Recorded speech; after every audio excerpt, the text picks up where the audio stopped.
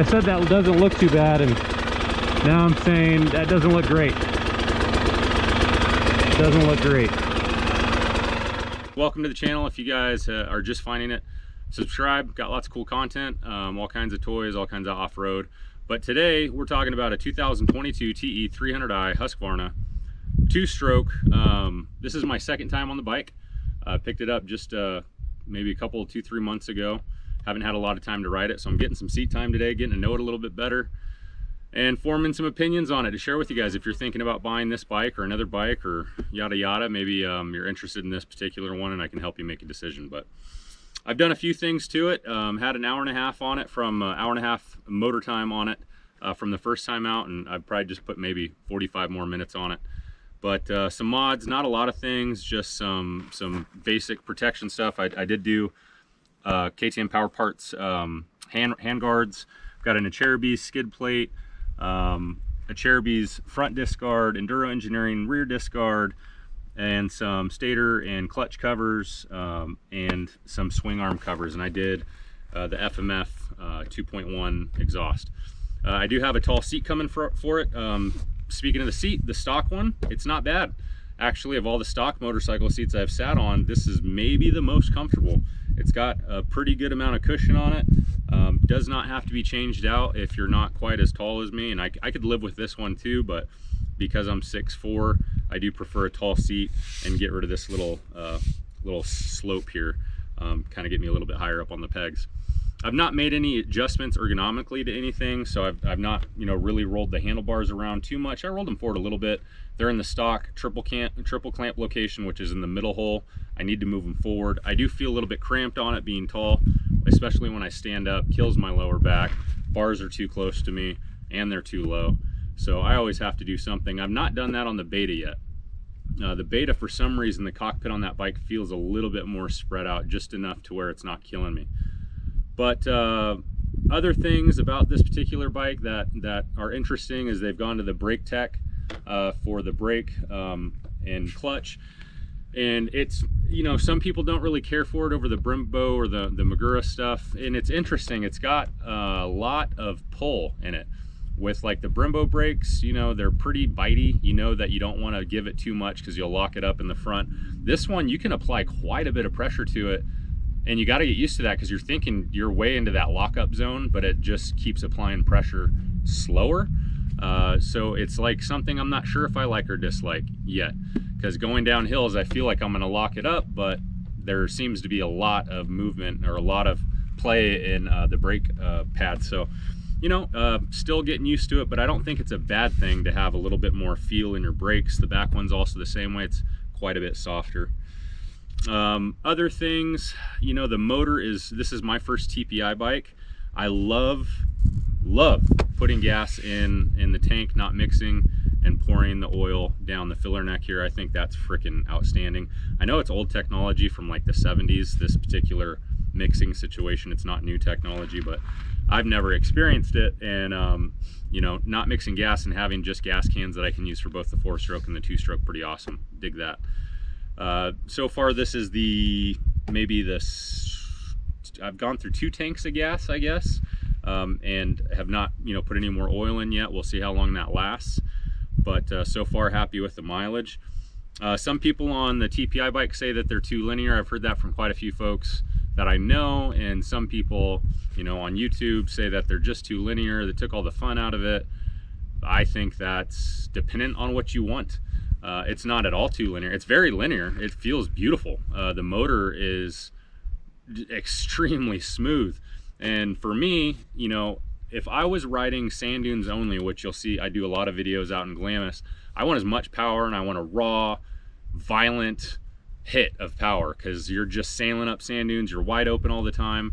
And yeah, I wouldn't want this bike in sand dunes. Me coming out here doing this kind of stuff where I'm not as good at all. In fact, I'm not good riding technical, rocky stuff like this. I got to sit down a lot. I'm building confidence. I need a lot of practice at it. I want it as linear as possible. I don't want a big hit for anything because I'm not moving that fast, and I'm not much out of third gear on this motorcycle. And I'm in second most of the time. So at no point do I need a violent 2-stroke old school, you're in the power band. So it's got a ton of power though. Having said that, It's just because it's linear doesn't mean it feels slow. Man, when you twist the throttle, the thing, it rips. It just comes on softer, meaning, you know, it's instant, but it's softer throughout the whole power band. It's just a consistent power band from top to bottom, but it flies. The thing is fast as crap. So plenty of power on tap. Of course, the Husky has it's got a map switch, which the KTM doesn't. It's got map 1, map 2. Map 2, I guess, is for, you know, I don't know, rain, snow. I don't know when you would use that unless maybe you're just now learning on it. But I've not tried map 2. I've just left it in map 1. But it's kind of a neat feature, I guess, if you're training somebody, if you're learning and you want to get a 300 right away. The suspension, it's pretty much vastly better than the Beta stuff. The Beta suspension, like I said, out in Kennedy Meadows doing rocks, it was deflecting a lot. It felt harsh. Of course, I'm 200 pounds without my gear on. I'm 195 to 200 pounds without my gear on. So I carry a huge backpack, 3 liters of water, chest protector, tools, so boots and everything else. I'm probably 225 pounds with all my gear on, and I'm riding stock springs on both bikes, which isn't ideal. You should swap them out, and I'm going to. But just speaking to the stock setup, the Beta is definitely harsher, not as good as the WP stuff from Husky and KTM. This bike feels much more plush, much more comfortable and compliant, and all this terrible rocky stuff. And it doesn't make me feel like I have to change it out. I could definitely live with it the way it is.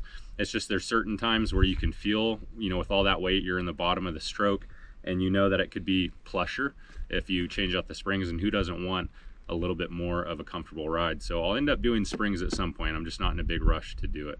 The tires on it, I didn't really look at what they are.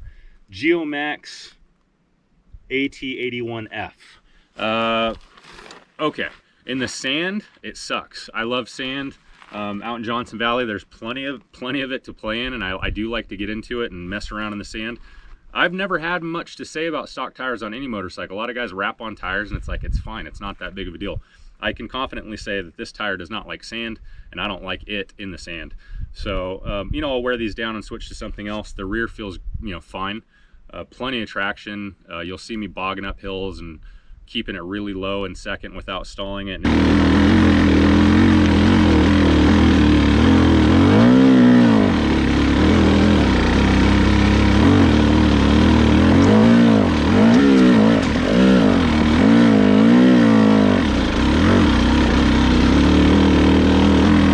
It just keeps spinning. So, you know, the tires on hard pack, I really don't have any complaints. The front tire just feels twitchy when you get into soft stuff. No kickstart is really bizarre. You know, I know everybody's going to the no kickstart, and it's pretty normal now. You know, my last 300 was a 2016 KTM 300 XCW, had kickstart and electric start. Well, electric start still really wasn't that great from KTM Husky at that time. So they, you know, they even told you when you bought the bike, you know, when it's cold, kick it, don't use the starter. You're just gonna, you know, they're not that great. Well, now they've come a long ways. The electric start is so, you know, reliable, sorry, that they've just done away with it. It starts right away, cold weather, it fires right up, no problems at all. It was brisk this morning, and it fired up and idled up to temperature without any problems. So doesn't make me worry too much about not having the Kickstarter, although I think you can buy a kit and you can put it on if you want to. I'm not going to. Fuel mileage has been good on a tank of gas, you know, doing stuff like this. I didn't bring any extra gas today. I'm just going to run this one full tank, and I'm sure I'll go back with a third of it left by the time I'm done. I'm only going to be out here about another hour and a half or less, maybe an hour and a half. So yeah, the fuel mileage is good. I'm happy with that.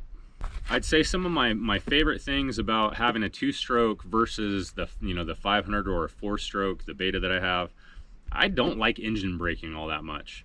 It's something that just throws off my equilibrium or my concentration, because it seems to come in when I'm not really expecting it, or I don't want it to be there, and I'm pulling the clutch in on the 4-stroke to get rid of it going down hills. So I love the fact that, you know, on a 2-stroke you just don't have engine braking. It's pretty much non-existent. You get a little bit of it, but you really almost don't notice it. I do love that about 2-strokes. I like going down hills and leaving the clutch out, and it feeling more like a mountain bike in that regard. I can definitely say that the clutch, even though this is brake tech this year, it's so much softer and so much more plush and just beautiful feeling compared to the Beta. The Beta's not bad, it's soft too. I mean, we all kind of gripe, we nitpick, you know, the new bikes, new technology nowadays is still being, oh, it could be better. It is better from Husky KTM and this new brake tech. It's still super buttery, really easy pull, light pull. It's definitely got the Beta in that regard. I think this is just a better feeling clutch overall. You know, the reason that I have this bike and the reason I have the Beta is a plated 4-stroke, which is awesome. That's a full-blown dirt bike with a license plate on it. Let's be honest, there's nothing, that bike should not be street legal, you know, in California. I'm surprised they get away with it. But it's a full-blown dirt bike with a plate, so you can ride it anywhere with it. That's why I wanted that motorcycle. I've always wanted a plated bike. And I want a 4-stroke because I do love sand. Like I said, I like putting a paddle tire on something and ripping sand dunes throughout the season. This bike I have for this kind of stuff, the mountain bike stuff. I miss mountain biking, used to do it a lot, and that's what this is for me. This is a glorified mountain bike. I want to get better at this rocky technical stuff. You'll see me sitting it down a lot because I just don't have the skill, or I should say not the skill, but the confidence to stand up. I think I could do a lot of it, but I'd psych myself out, and I'll sit down on the steep hill climbs that you'll see, you know, some really steep stuff where I just want to keep traction and I don't think I'm gonna make it to the top. I tell myself I'm not going to, and then sure enough I get there, but I'm sitting down. So you're gonna see me struggling to learn, going slow. You know, I'm still breaking in the bike. I hope to have, you know, 2.5 or 3 hours on it total by the end of today, and I'll consider it broken in, change the oil on it. If you guys like the video, subscribe and look for more stuff coming out. All we do is camp and off-road, so I mean, how could you not have fun watching that? I'll do the best to get up content as fast as I can when I record these things. But yeah, guys, I appreciate you, and I hope you enjoy this video. Catch you on the next one. Bye.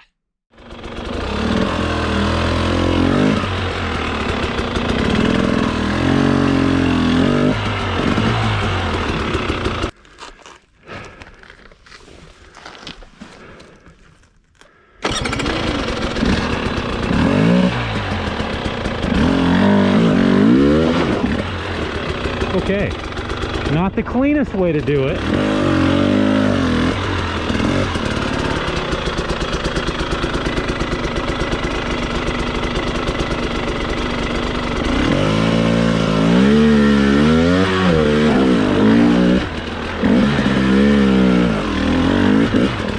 Again, would love to confidently stand through that. Just minusing the confidence to do so. All right, now I've got myself in a rocky situation. That doesn't look too bad. That doesn't look too bad.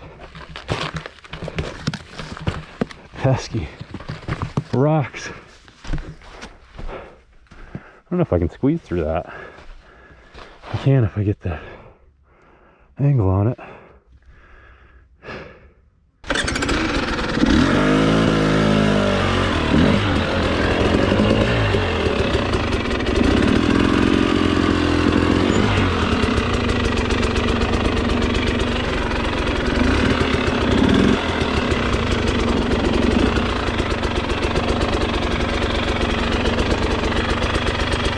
I said that doesn't look too bad, and now I'm saying that doesn't look great. It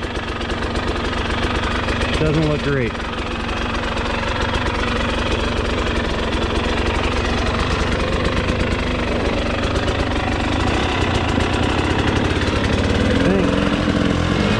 I think I can roll off this and then turn to the left. There we go.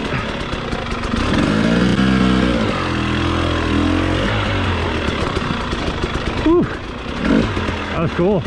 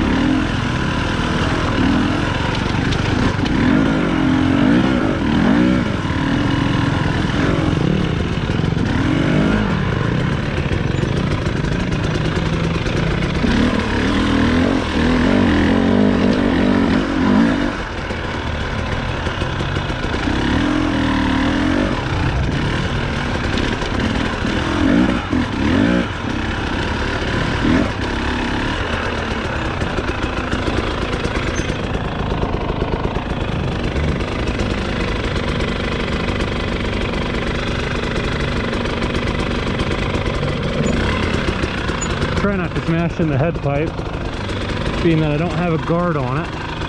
But I feel like that's a pretty good roller.